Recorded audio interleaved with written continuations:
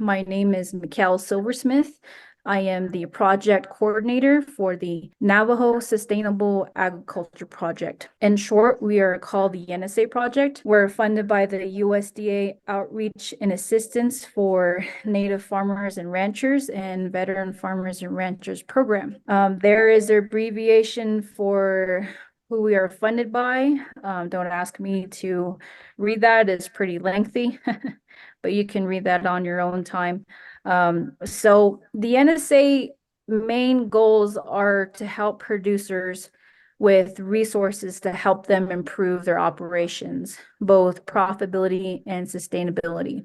We deliver workshops based on our evaluations and reviews that we gather from our producers from each workshop that we have hosted.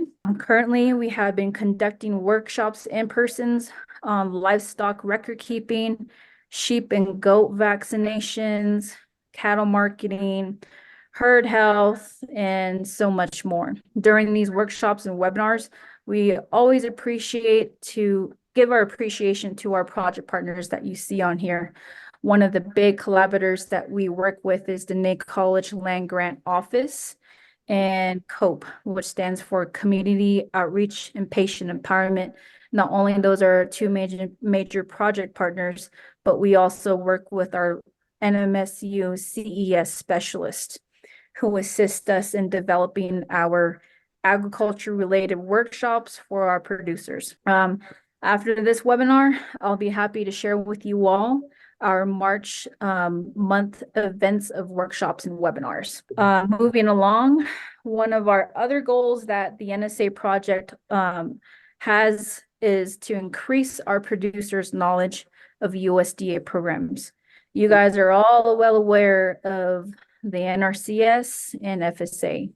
And the other two are RD, which stands for Rural Development, and RMA for Risk Management Agency. So these are all USDA programs and services of those of other resource providers. And you may have already know the NNDA, the Navajo Nation Department of Agriculture. They really play a big role here on the reservation on the Big Navajo.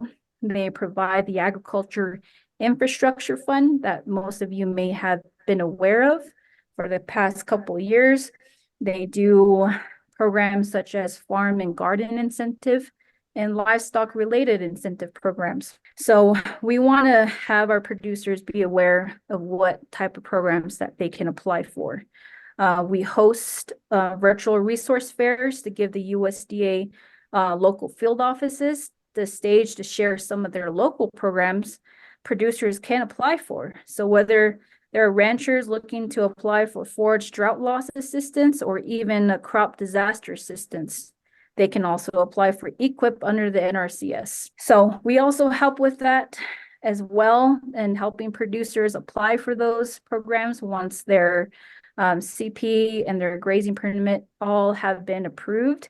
We can assist with those, and as well as the AIF program applications that we can assist with. Not to mention, we also, the NSA project has a conservation planning program. If you guys are not aware about that, we offer what is in collaboration with the NAIC College Land Grant Office, our project resource specialist, Mrs. Tosh, she'll come on here, and as well as our resource technicians are on here as well. Assist ranchers and farmers, both in Eastern and Navajo Navajo agencies. So we help them by developing a basic conservation plan. We do a one-on-one.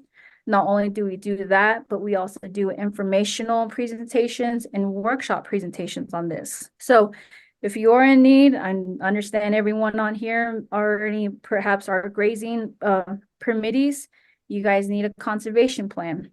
So definitely we can help you in assistance with helping you develop a basic CP plan. You just have to, if you're in Eastern, you have to coordinate with your BIA and let them know that you're in need of assistance. For Northern, it's a bit different, but if you are in need of assistance, feel free to contact us if you're interested in workshops. If you're a grazing permit holder, land board, and you want to have a workshop basically on conservation planning and going through each section and teaching your permittees how to fill out a basic conservation plan, feel free to contact us. Our contact information will be at the end of this presentation. But I'll discuss this more in depth at the end of tonight. I know I'm kind of taking up already too much time, but lastly, I want to give you guys a quick overview. We also do local fresh fruit or fresh food production in areas that we serve. That is McKinley, San Juan, and Cibola County. For our garden projects, most of you that are on here, you already have viewed some of our previous webinars that was presented by COPE, LGO, and NMSU CES specialist. You've seen their workshops from Miss Palmer from COPE. She did a presentation on food preservation, garden and planning and seed selection by Daryl Yazzie, who was one of the extension agents from the ENA College Land Grant, and as well as garden soil amendments by Dr. Walker from the NMSU, delivered on spring vegetable gardening and more. So we can provide all these resources to you. It's just a matter of getting in contact with you if that's something you guys are interested. Not only do we do garden related topics, but we also do livestock. Currently, we're providing insight on some gardening in person, mostly in Crown Point, and as well as establishing some gardening projects in schools. So hopefully with that being said, I didn't take too much of the introduction time. I'll transfer the floor over to BIA to give them the floor and have them all introduce themselves. And we'll move on to our tonight's presentation. Good evening, everyone. We'll go through our introductions. I'm James Daisy. I've been working here at Eastern Navajo Agency for almost 10 years. I'm the rangeland management specialist here. I've got Mr. Holgate here with me. He'll introduce himself. We have two other staff members on. We have Mr. Roderick Yazzie. He can make his introduction, and then we have our natural resource manager, Effie Delmar. My name's Effie Delmar. I'm with the BIA Eastern Navajo Agency, branch of natural resources. My title is the Natural Resource Manager. So this evening we'll be presenting on the 2025 Grazing Permit Renewal Project. I'll have Mr. Daisy present, and believe after our presentation there will be time for questions. Thank you, Effie. That was loud and clear. We have another staff member also. We've got a new surveyor who can introduce himself. Go ahead, Calvin.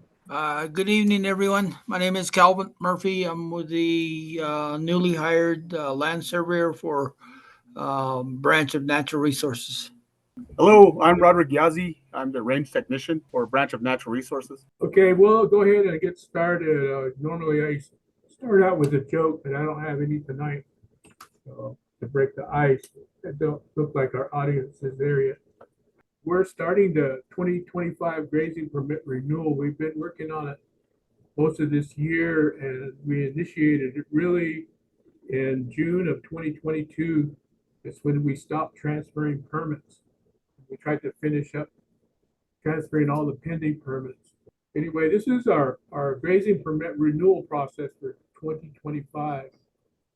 We determined the available forage, the grazing permit application, Navajo Nation collaboration with the Land Board and Navajo Nation Department of Agriculture. And we do consultation with the district land board. And we apply criteria and apply the environmental assessment and FONSI and the applicant orientation, and then it's approved by the agency superintendent, the invoice and payment. We provide a bond document and finally issue the grazing permit. These are some of the renewal and challenges that we have with grazing permits. Livestock trespass, unauthorized livestock, non-compliance of permittees to maintain their grazing permits, and low carrying capacities of range units, canceled grazing permits, the environmental and social impacts of unplanned development, illegal dumping, etc. Branch of Natural Resources will present on the grazing permit renewal process that would include the bonding requirement, and authority to grant livestock grazing for Indian allotments, non-compliance, low carrying capacity, canceled grazing permit. These are the authorities that we have that are our regulations for the grazing permits on Eastern Navajo. We have the federal regulations, the 25 CFR Part 166, ARMA, which is the American Indian Agriculture Resource Management Act of 1993 as amended, and then 25 CFR Part 167, Navajo grazing regulations. And we have these other ones in the middle for the use used by government entities. MOU used for among the BIA, BLM, and the Navajo Nation for the grazing administration of the Eastern Navajo Agency Administrative Area. And that came out 2003. Then we have the Navajo Nation Title III Navajo Code, Subchapter 7 Off Reservation Code, and the Navajo Reservation Grazing Handbook and Livestock Laws, 1956. These are our objectives. We have a grazing permit renewal update for our permittees, to understand the complexities and learn about the dynamic factors involved. We recommend practical and realistic change to achieve efficiency for our producers and permittees for a sustainable management of land and livestock to improve the economic of the landowner and the land users. Understand the terms and conditions of the Bureau of Indian Affairs Eastern Navajo Agency Final Livestock Grazing Permit Environmental Assessment, which was completed May 20th, 2019. Approve, grant, and administer grazing permits with improved emphasis on protection of sensitive areas, cultural resources, threatened and endangered species, habitat, and water resources. Concepts that are important are trust responsibility, our physical accountability, sustainability, conservation plan, carrying capacity, grazing permit non-compliance, livestock grazing, environmental assessment mitigation measures. This is an enhanced grazing permit application process. I'll spend a little bit of time on this. When I presented the slide before, we actually do a field assessment on the range unit that's going to be permitted and determine or adjust carrying capacity. And we conduct a rangeland monitoring within every 10 years of our grazing permit to determine the available forage. And we accept the grazing permit application, which is a Navajo Nation form that we use for the land board. It's a request for land board action form from the Navajo Nation Department of Ag, and carrying capacity analysis by branch of Bureau of Indian Affairs, branch of Natural Resources, and the client referral phase. BIA, branch of Natural Resources recommendations. We review the environmental issues, concerns, socioeconomic impact, environmental justice impact, district land board decision by resolution, district land board meeting minute. In this case, we usually receive a request for land board action from the land board when it's initiated,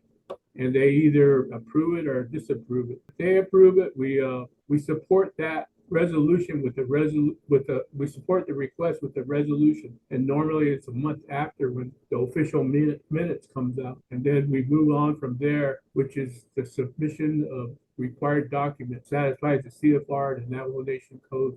And these are the livestock inventory. And then we review and apply to individual range units and grazing permits. We move on and apply the environmental assessment, the FONSI. And then it gets that far, we go into applicant orientation. And that's a tribal process information from the Navajo Nation Department of Ag, utilizing the 25 CFR 166 or 167, environmental issues and concerns, socioeconomic impact, environmental justice impact. And it's approved by the agency superintendent, invoice and payment, and that's based on animal unit months, and that generates the rental rate. Approve the contract, generate invoice, provide bond and payments. Finally, issue the grazing permit. These are some of the grazing communities that we have in the renewal.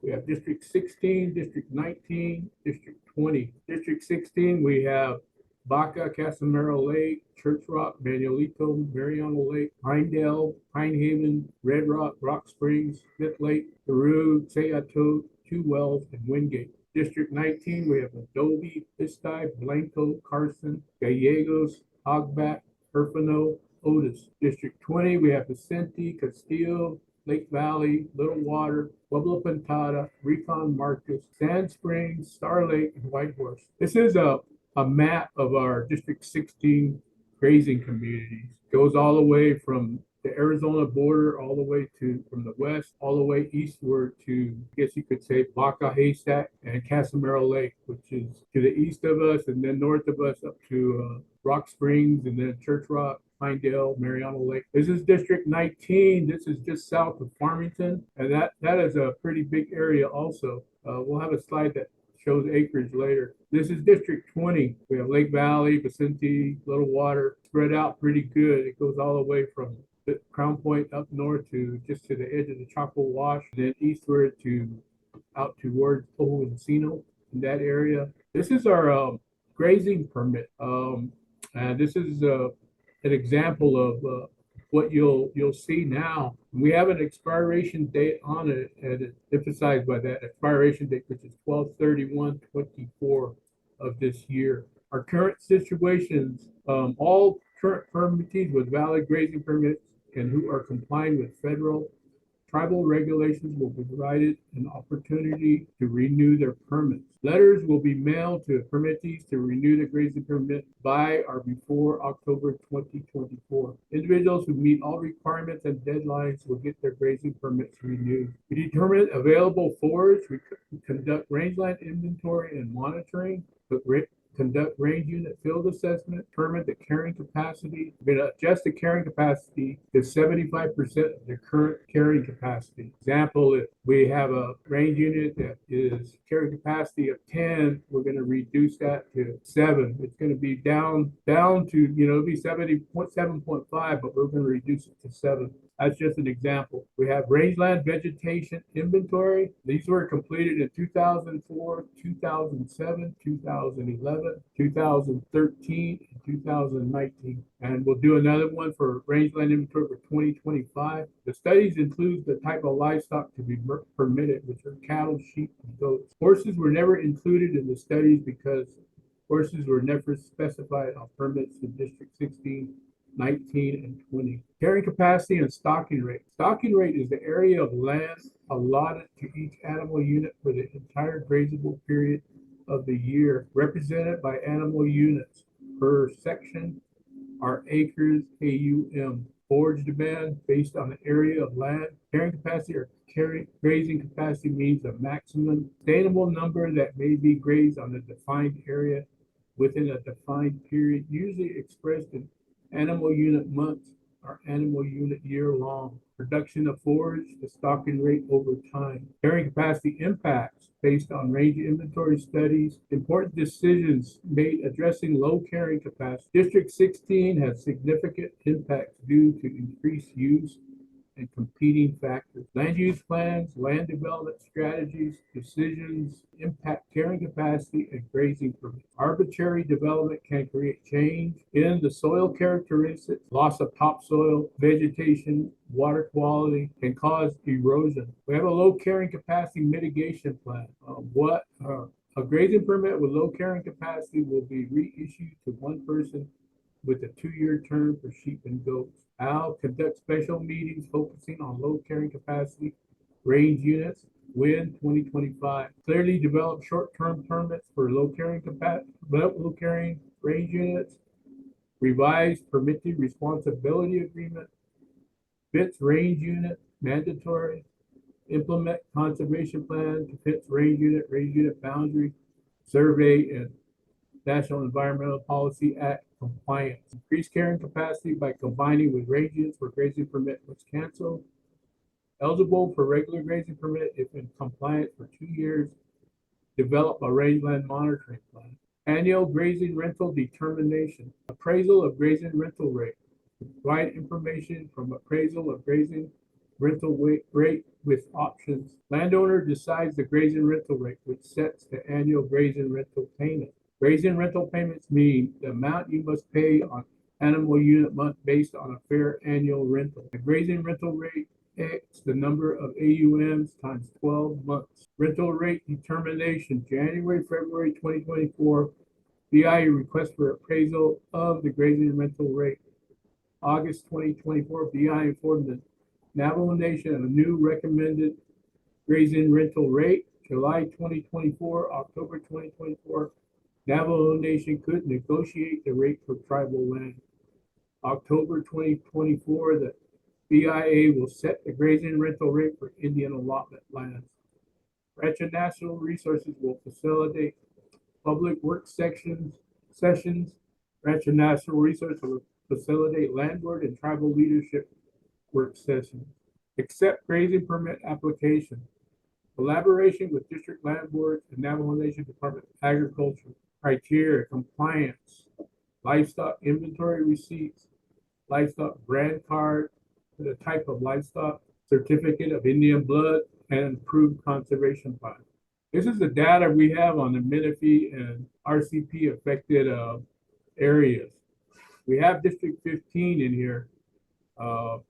They're not going for renewal. Their permits are usually renewed every year. The ones that we do are for 16, 19, and 20. These are just the number of range units, the total acreage, and that are in these formations, the Menifee formation, RCP.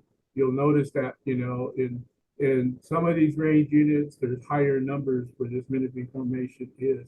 This is our affected areas by the Menifee formation, and it's quite large. It starts from up near Hogback and it flows down towards I guess you would say District 15 and on into District 20 and parts of District 16. And this is a Menifee location in Eastern Navajo Agency administered areas. We've got a District 19 up here, District 20, and then we've got District 16 down here. This is the one for Navajo Division of Fish and Wildlife land use clearance for high and moderate risk areas in our Eastern Navajo Agency. The red would be high and the purple would be moderate. We do consultation with the district land board and we give our recommendations. We review environmental issues and concerns, socio-economic impact, environmental justice impact, district land board decision by resolution, district land board meeting minutes, submission of required documents, the Navajo Nation Code, Code of Federal Regulations. These are required documents for both of these regulations: livestock inventory, approved conservation plan, brand card for type of livestock owned, certificate of Indian blood. Apply environmental assessment and FONSI, review and apply to individual range units and grazing permits, including the conservation plan and the agency protection area project. This is for the applicant orientation. Go through a tribal process information, 25 CFR 166 and 167, environmental issues and concerns, socio-economic impact, environmental justice impact, approval by the agency superintendent, invoice and payment, animal unit, year-long, generate rental rates, crude, TAMS, range contract. TAMS is the acronym for Trust Asset Accounting Management System. We generate invoice, provide bond, make payment, issue grazing permit. This is some grazing permit data that we have for Eastern. This gives you the first column. The first row would be that column would be total number of grazing permits, our active grazing permit and inactive grazing permits, ones that are canceled, grazing permit pending, the BRCF, and the number of conservation plans that are completed. Authority to grant livestock grazing. Individually owned Indian land. It's an acronym IIA. Any tract or interest therein in which the surface estate is owned by an individual Indian in trust or restricted status. Authority to grant 25 CFR 166 subpart C permit requirements 166.200, 166.206. Any person or legal entity owned and operated by the tribe must obtain a permit under these regulations before taking possession of Indian land for grazing purposes. The Indian landowner who owns 100% of the trust or restricted interest in a tract may take possession of that Indian land without a permit or any other prior authorization from the BIA. The Indian landowner does not own 100% of his her Indian land and wants to use the Indian land for grazing purposes.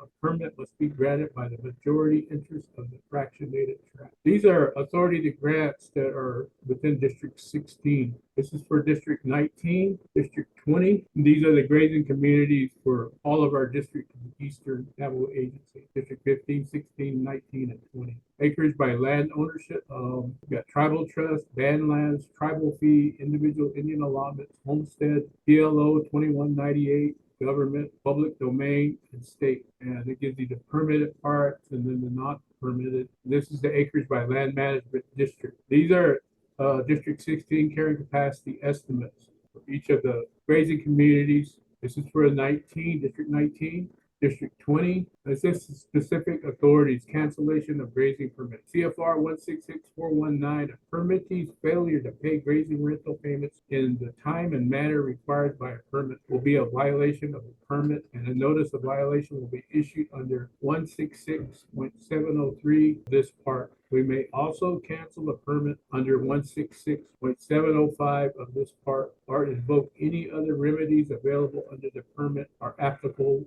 law. Off reservation grazing code. The district land board may modify or cancel a grazing permit by mutual consent 30-day advance written notice for violations of terms of the permit or because of change of status of land involved. Specific authorities granting grazing permits. CFR 166.203. Tribes may grant permits of tribal land, including any tribally owned in undivided interest in a fractionated tract. Permit granted by the tribe must be approved by us unless the permit is authorized by a charter approved by us under 25 U.S.C. 477. Or unless our approval is not required under applicable federal law. The owner of the majority consent in Indian ownership and fractionated tract may grant a permit subject to our approval. CFR 167.9, all livestock grazed on the Navajo reservation must be covered by an authorized grazing permit issued by the superintendent based upon the recommendation of the district grazing committee. No specific language in off-reservation code. Conservation Plan 166312. Conservation plan must be developed for each permit with the permittee and approved by us prior to the issuance of the permit. Conservation plan must be consistent with the tribe's agricultural resource management plan and must address the permittee's management objectives regarding animal husbandry and resource conservation. The conservation plan must cover the entire permit period and reviewed by us on an annual basis. Off-reservation grazing code, Title III, Navajo Nation Code 942, conservation and land use provision. A grazing operation shall be conducted in accordance with recognized principles of good range management. Stipulations or management plans necessary to accomplish may be made of the grazing permit. The superintendent shall withdraw areas from grazing for reseeding or other conservation practice and to protect the said lands from further damage, and shall also issue notices to this effect to all concerned. Roles and responsibility. BIA Eastern Navajo Nation Division or Branch of Natural Resources Program Post, Grazing Permit Administration, Range Inventory and Monitoring, Range Management, Agricultural Education, Technical Assistance. Roles: administer grazing permit, provide education, ensure accountability. Responsibility: generate and collect grazing rental fees based on carrying capacity, coordinate permit renewal orientation, deliver guidance, finalize conservation plan, review and approve conservation plans, conduct public meetings, provide technical consultation. Roles and responsibilities. Navajo Nation Department of Agriculture, roles and responsibilities: ensure proper handling of land, grazing, and farming, verify compliance with grazing regulations regarding permit disclosures or potential conflicts. Reports and impounds livestock that are treated inhumanely and are stolen. Elaborate on behalf of any suspicious livestock theft, selling, or transport. Provide technical assistance for District Land Board and Navajo Nation Rangers. District Land Board, roles and responsibilities. Ensure proper accountability for land use on tribal lands. Make every effort to permit a land tract large enough to prize an economic unit. Cancel grazing permits when related to forage depletion, death of a permittee, or failure to pay grazing fees. Acts on all proposed range improvements and conservation plans for range units within their district. Enforce the applicable grazing regulations and perform duties as required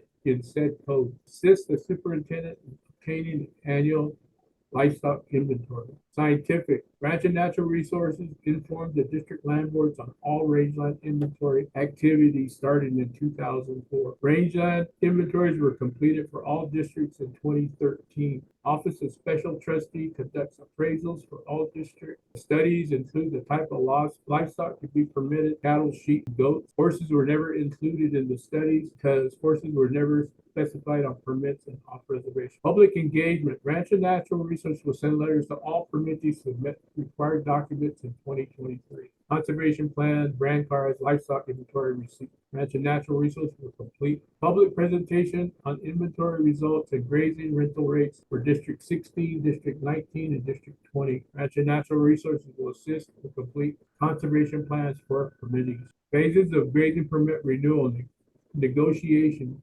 BIA will meet with the Resource Development Committee members, Department of Agriculture, and Land Board. Nabiyut Committee will negotiate and approve grazing rental rates for tribal land. Finalization. Ranch and Natural Resources will send invoices to permittees in good standing. ENA will prepare new grazing permits for review and approval by the superintendent. Partnering for better collaboration. Continue to provide presentations on implementing conservation and monitoring to ensure proper range management for viable livestock production. Engage the permittees in developing range monitoring programs to enhance their knowledge and interpreting the range resources so they could make sound management decisions to improve the land and their livestock. Enhance decision makers' awareness to make informed decisions and balancing the needs of the permittee and a fair return on the use of the land for the landowners. Navajo Nation and Minalati. Identify a multi-agency work group and meet on a quarterly basis to address funding, resource needs, communicate and clarify on tribal codes and federal laws and propose process improvements. Make presentations at chapter planning meetings and engage chapter planners and leadership to understand the importance of range management balance with community development. Strongly encourage Navajo Nation officials to develop an agricultural resource management plan as required by the American Indian Agricultural Resource Management Act of 1993 as amended by allocating sufficient resources and a firm timeline for completion. Identify a multi-agency task force to specifically address lack of enforcement. Examples: trespass, violation, disputes, allotment concerns. Federal and tribal laws are recommend practical proposals to Resource Development Committee. Well, we're ready for questions. We covered a lot of material. Some of the materials was duplicated, but that is our presentation for the grazing renewal. Thank you very much. Thank you, James. If you guys have any questions, feel free to unmute yourself, or you can go ahead and raise your hand or answer your question in the chat box. Dustin, I see your mute is unmuted. Yes. Good evening. Thank you, Mikhail. And You're thank you, Ms. Daisy, for the presentation. I was just wondering, in the renewal process, what documentation is the BIA going to be submitting to us? Like I said back in May, Mr. Daisy, that I received some of the documentation, but it wasn't the whole documentations for my permit. And then after I signed all the signature pages, and when I got the permit, I noticed on the plat map that part of my sections were taken out, and that wasn't made aware of that before I signed those documents. So I was just wondering, during this new renewal process, what documentations are you guys going to be sending out? Is you going to be sending out the whole thing, or are you guys going to withhold some of that back from us? I'm not really sure about your question, Mr. Johnson, but I know that what we're sending out, letters that are going to be based on compliance documentation that are submitted by the permittees if they're in good standing. Examples: brand card, CIB, approved conservation plan, Cali counts. Yeah. And then when we do that, submit all that stuff, then the permit process renewal starts, right? In regards to that, you send out the cover page, like the original contract, the OMB form that you showed in your presentation regarding the specifics of the carrying capacity, the AUMs, the cattle and horse, then the livestock brand, and then you send out signature plans pages after that. And then usually, I know when my grandmother was alive, she used to get plat maps in regards to the permits. And then, like I said, that this last time that we renewed, we never got any plat maps. But then in the regards to the official, after we signed the signature plate pages, the complete permit that you guys sent us showed a plat map. And in that plat map showed where there was some land taken out in regards to that. In the years previous, none of that was an issue until I received the plat map for this last renewal process. I noticed that some of our land was taken out of the permit. So I was just wondering, what's the regulations, or what's BIA after we send in the initial brand cards, the tally counts, the CIB copy. Then what did you guys send out? Usually is just the signatures and all that. Make sure that we comply with everything. Then you guys send out the official after the superintendent signs and everything, the official permits. I was just wondering what else is the BIA going to be sending out in regards to that process? Well, it sounds like I went through the process several times. We're not operating like we did during the pandemic. So our offices are open, and normally when all the compliance documents have been submitted after our review of all the range units that we have that we administer, we're going to be sending letters out to the permittees, informing them that they're in good standing as far as compliance. Then another letter will be sent to them to come in for grazing permit orientation. Once you come in for that, we have an orientation that will take anywhere from 3 to 4 hours, depending on questions, that will go all through the permit requirements and what's expected from the permittee as far as initiating having a grazing permit. And then once all of that is done, usually that same day we'll get the grazing permit signed, and you'll go through a permittee responsibility agreement that you're agreeing to abide by these rules and regulations that you sign. Superintendent will sign your permit, we'll give you a copy, or we'll give you the original, we'll make a copy, and we'll put it in the folder. That's how you'll end up having a permit. As far as the plat map's concerned, all of the conservation plans will have a plat map in there, and it will distinguish that. But I wasn't aware of some of the tracks that you had in your grandmother's permit were taken out. You can come in and we can have an office visit, and we can go over it and try to determine why they were taken out. Okay, I do appreciate that. You're welcome. Thank you, Destin, for your question.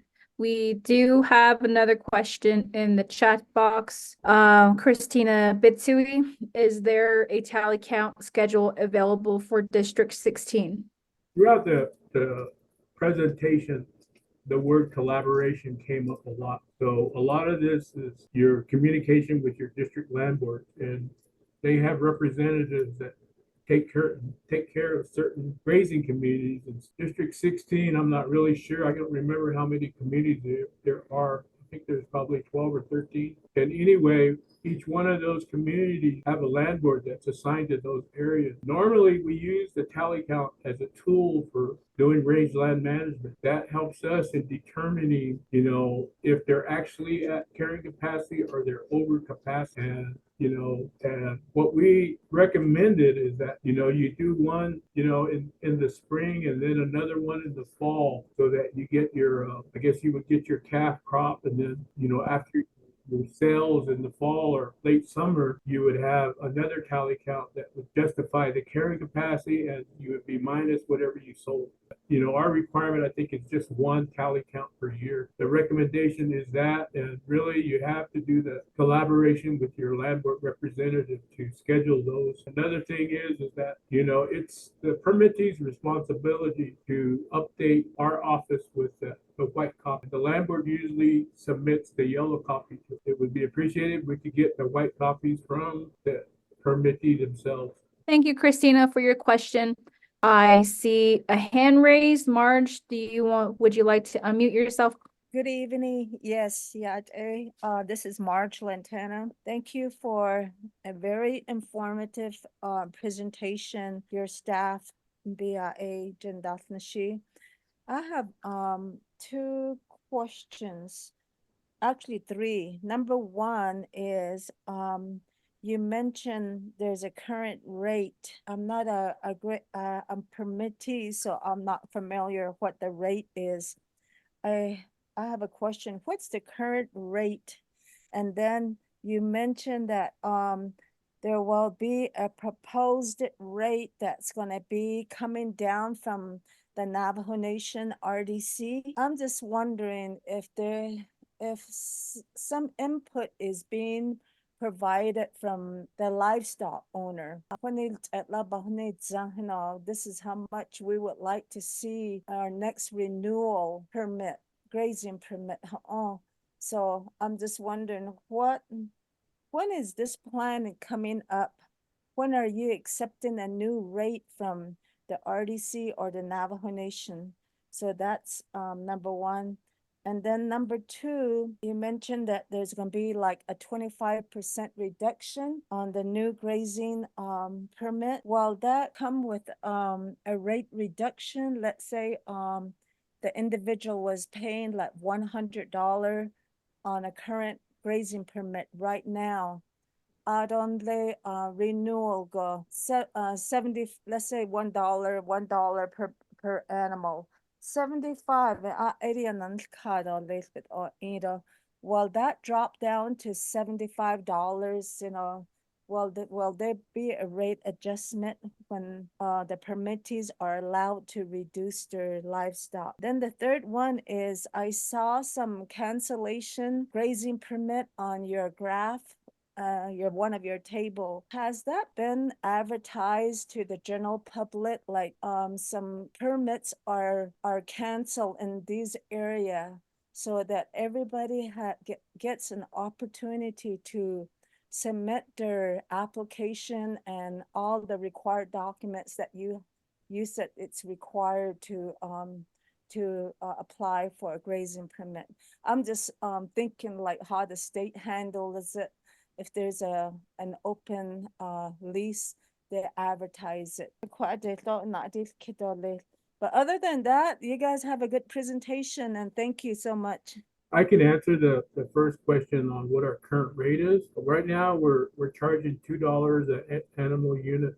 So, and then that times 12 for a yearly rate. So that's what the rate is. The proposed rate is going to be, we're going through a determination right now for an appraisal on these grazing permits, and they'll come up with the number of what they think the rate should be. But that's going to be, I guess, with the collaboration with the tribe and everybody else, or negotiations, they'll determine the rate that they're going to come up with, like the RDC. They'll determine it. From what I understand, this past 10 years, the rate was much higher, but the RDC's negotiation brought it down lower to what it is. But that's how it's going to work. Right now, we're still determining the appraisal value of the rate, but it's not final until we work with the Navajo Nation, the landowner, to determine that final number. And I don't know if any of the other staff can explain the 25% reduction, but a lot of that will be in this webinar on our environmental assessment. And I don't know if Mr. Holgate wants to try to answer that question on why that. During our environmental assessment 2018, the Fonzie determined that in order to move forward on these permits, best due to the conditions out there, the drought and the forest availability, based upon the rain study, that it's best that these permits be issued at 75% at the current carrying capacity of what was allocated. So that's how these were established at 75% carrying capacity. Thank you, Herbert, and thank you, James, and thank you, Marge. Moving on to the next question, we'll go by order. I see Barb did have a question first, then we'll go to Andy, Adele, and we'll go in that order. So Barb Whitehair, where do I acquire bonding? Good evening, everybody. This is Calvin. That information will be provided in the next presentation. However, we are doing research on available companies or services that could provide bonding, and we'll have that information at the next presentation, and we'll go a little bit more in depth in the bonding requirements. Okay, thank you, Calvin. Let's see what we have here. Okay, Andy Morgan, you did have your hand raised, so if you would like to unmute yourself. Yeah, I have a question. One of the requirements is application process. I'd like to know what application or when the application will be made available. Is it already available? That's one of the requirements that in order to file for a grazing permit. Thank you. I'll try to answer that question. Right now, we're doing the grazing renewal of current permittees, but in 2025, some of the permittees may not be in compliance and these permits might be canceled or they may not pursue it. Those will be advertised to the district landlords and the landlords will have a list. If you attend the landlord meetings, you can apply for them and then you initiate the process with Navajo Nation Department of Ag form, which is called a request for landlord action. That'll be discussed by the district landlord. They'll either approve it or disapprove it. And if they approve it, then the next month they'll come out with their official minutes that stipulates that they made the motion and approved and voted on it. That will support the request, but the main document that we would require is the resolution supporting that. That would initiate the process. And if you get that far, then we would require a brand card, a CIB, tally count, and an approved conservation plan. And that's how you can apply for a permit. Right now, the renewal is all about existing permits. They're all going to expire December 31st, 2024. I hope that answers your questions. My question is specifically about the application that you fill out, just like applying for a job. There's an application that the Bureau has, and I understand there's another application that the Navajo Nation is coming up with, and we have two different applications that you have to fill out in order to apply. I think that's one of the requirements. Matter of fact, it's number one requirement, which is an application.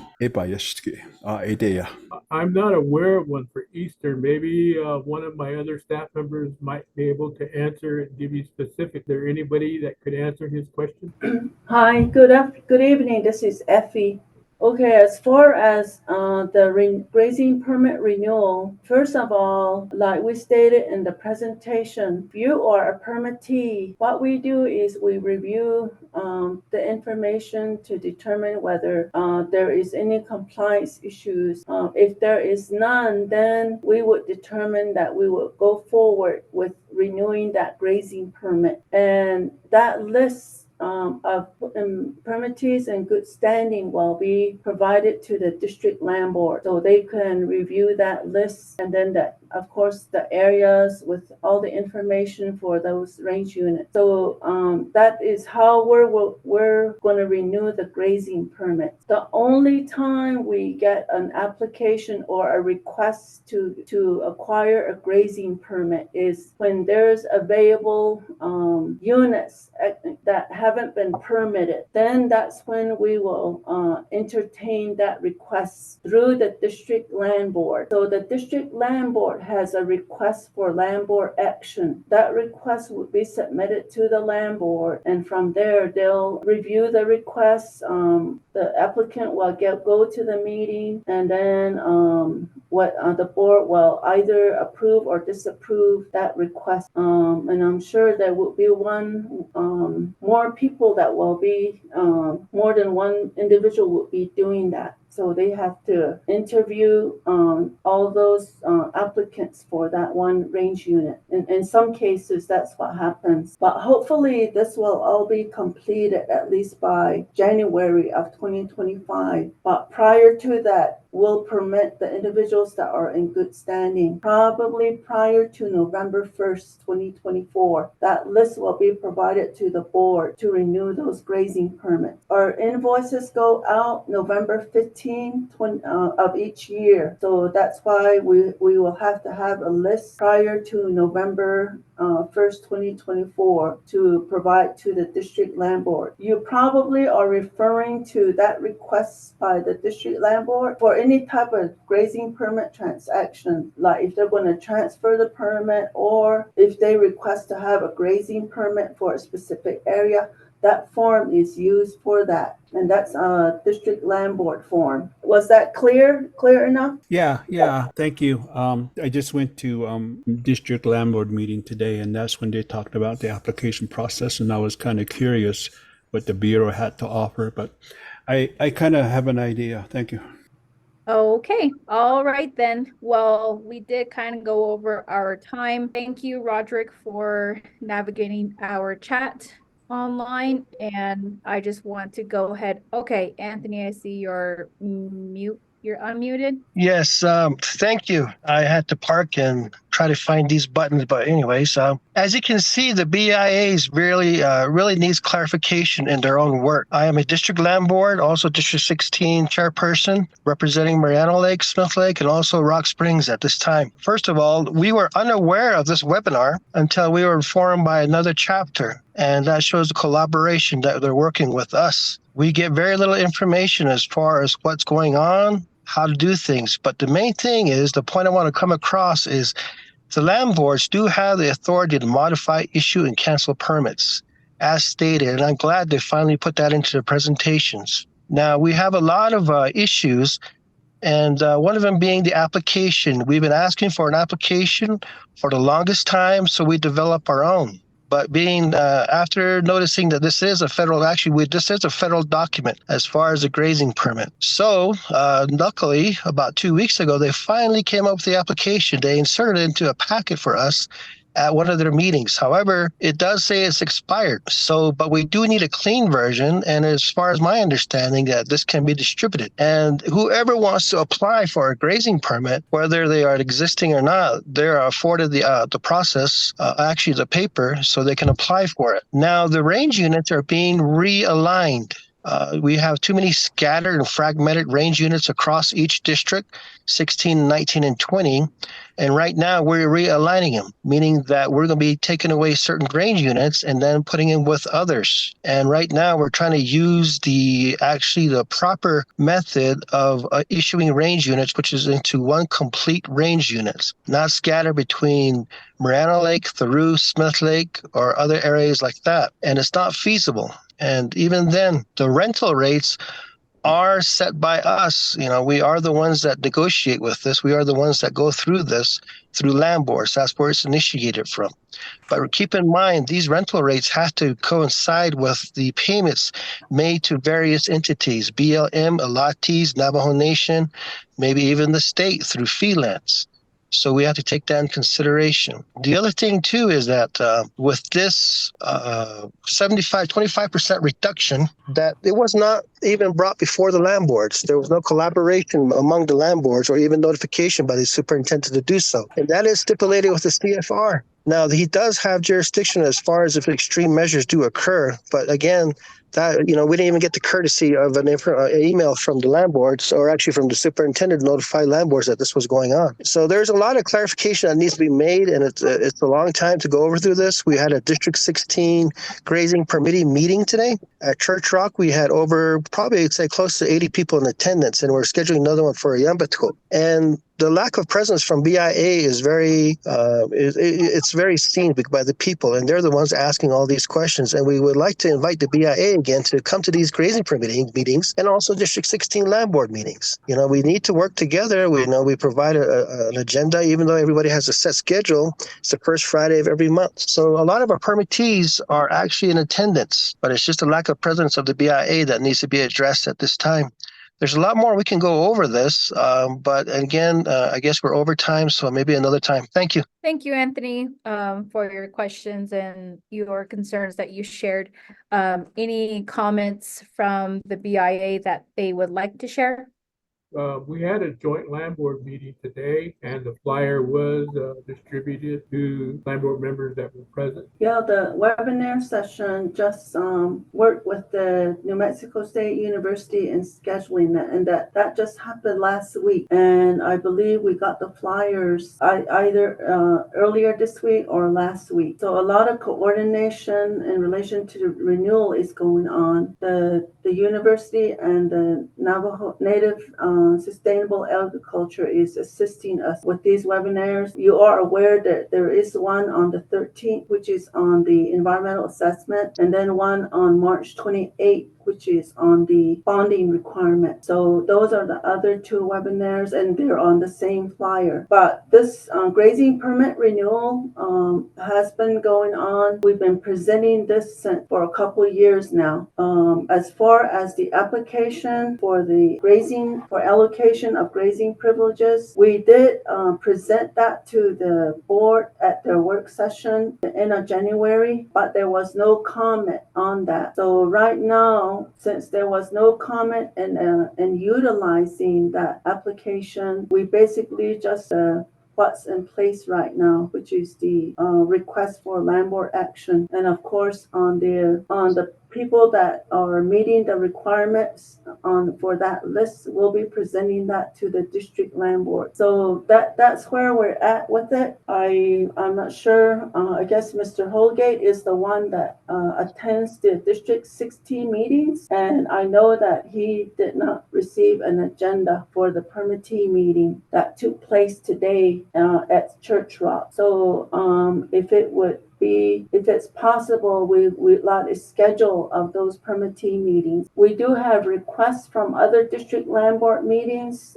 They make it known to us that they request our attendance at a permittee meeting. So we'll be at White Horse Lake chapter. That will be next week. And then we have the March 11th meeting with the joint land board again and say I chapter to discuss the issues and concerns related to the grazing permit renewal. So that's another meeting that we're scheduled to attend. And that's the reason why we request these meeting notices to be brought to our attention with enough time so that we're aware of those meetings, the important meetings that you're having with your permittees, and especially if you want them to be informed about the grazing permit renewal. Been presenting on the bonding requirement also for several years now. We've also presented at District 19 chapters on the bonding requirement per the local land board's request. So we've done those, but that doesn't mean we're going to stop. We're going to continue to provide information on the bonding requirement and the renewal, and especially the criteria to renew the grazing permit. Okay, thank you so much, Effie. And we're kind of over time right now. So that will be all the questions that we have for tonight. I see a lot of questions about the presentations and having a copy of that presentations. We do have Roderick on here. So if you are a grazing permittee here in Eastern Agency, and if you would like a copy, I would suggest that you email him in the chat box or chat with him on the chat box to see if you can go ahead and get a copy of that presentation. I just want to say thank you to everyone for coming on here for tonight. And with that being said, we'll go ahead and transfer over to some of our side of shared information. So let's see, let me see if I can get this situated. Before I go even further, I do have a polls that I'm going to launch right now. So it will pop up on your screen. It's only 4 questions and it's completely not that hard. All you have to do is just take a minute of your time to answer this, and your feedback is greatly appreciated. Under additional comments is not required. This is just kind of getting an overview of what you would like to see more in our webinars. But as far as getting a copy of the presentations, I would advise you to put your request in the chat box and the staff will read it from there. So with that being said, I'll go ahead and go over March activities. So on March 13th, we will have the environmental assessment. This will be part 2 of our BIA ENA webinar series. This will take place at 5:30 p.m. and we do have our last part 3 webinar series on bonding requirement. Some of you have questions on bonding requirement, so this will be the time on March 28th to partake into the Zoom platform and get started to sit down and view more on the bonding requirement, what they have to offer. And as well, for those of you that are already registered for tonight's webinar, you do not have to re-register in this scan code. I will be sending out re-confirmation emails 30 minutes prior to each presentation. So no need to re-register. So I'll be sending out each and every one of you a 30-minute beforehand each presentation begins. So you don't have to re-register. We also have a bull selection webinar that will be taking place on March 5th, starting at 5:30 through 6:30 p.m. roughly. This will be presented by Dr. Marcy Ward. She's coming from New Mexico State University, and she's a livestock specialist. Some of you that are on here, I know a lot of familiar names, and if you've been on our platform before, and you may have been in one of her Dr. Ward's webinars, she does have a lot of great information, and this will be a good time. Those of you that are ranchers and you are looking to lease a bull from, I don't know, Navajo Nation Department of Agriculture, they'll be getting ready to do their bull selection, or not bull selection, well, kind of a bull selection, bull leasing program. So this will be definitely a good one to partake in if you are interested on basically how to select your bull, what type of operation are you running, and so forth. And here's a QR code. And if you guys want to, we do have the link already up on our website. So it's at nsa.nmsu.edu. If you just type that in the URL, it'll take you directly to our homepage. And on the side, it will say upcoming events. Then you register from there. Otherwise, stay tuned. I will share this information next week, and you guys can be able to sign up through Facebook. Lastly, not the last, but we do have more in workshop in the works. But here, if you are in the Sonosti area, we do have a herd health and record keeping workshop. So learn about what you can to include in your herd, what you can improve in your herd health. And we're also going to talk a little bit about proper livestock record keeping. NMSU did come out with a new New Mexico State University record book that is also in a farm record book as well. So this will be taking place on March 15th, starting from 10 a.m. and ending roughly around about 12. So this will be provided by Diné College Land Grant Office and the NSA project. Any questions, feel free to email me. I have my email information in the next slide, but that's the information I have for you guys. Like I just said a couple of minutes ago on how to navigate our website, nsa.nmsu.edu. This is our homepage platform. And under upcoming events, you'll see this sort of platform on it as well. So those of you grazing permit holders, I see a lot of you on here. If you are interested in a conservation plan, definitely email first your Eastern Agency BIA and let them know that you're in need of your conservation plan to be amended, or just want to see if you have already started your conservation plan or what you need to work on your conservation plan. So this is basically free of charge. We provide this services.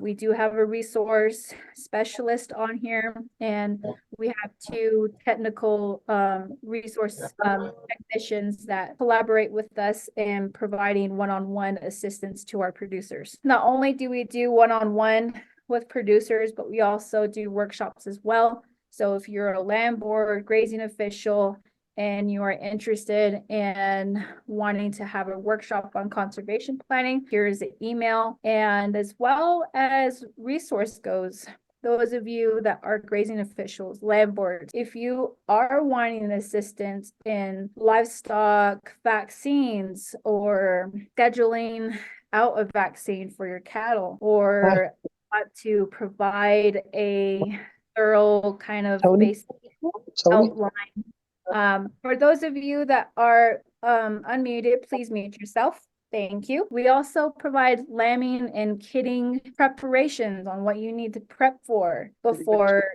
your ewes drop and so forth. But definitely we can work with you on that, but let us know if you have any questions as far as getting you scheduled and so forth. We would definitely be able to help you out. And like I said, we're on all 3 platforms. We're on Facebook. All of our webinars are recorded and shared on our YouTube channel that I share on our Facebook page as well. And we will have a bi-monthly newsletter coming out for January and February of end of this month. If you have any questions regarding conservation plans, Shirley Toth would be the person to talk to. As far as getting you scheduled for resource shops, then you can have my information right here, Kelly. Other than that, we do have an operating website. So if you guys would be willing to check it out, we have all types of information, directory tab for all the USDA outreach from NRCS and FSA, Rural Development and Risk Management Agency. So other than that, I just want to say thank you to everyone for coming on here tonight. And I hope that you guys all take something back from this presentation.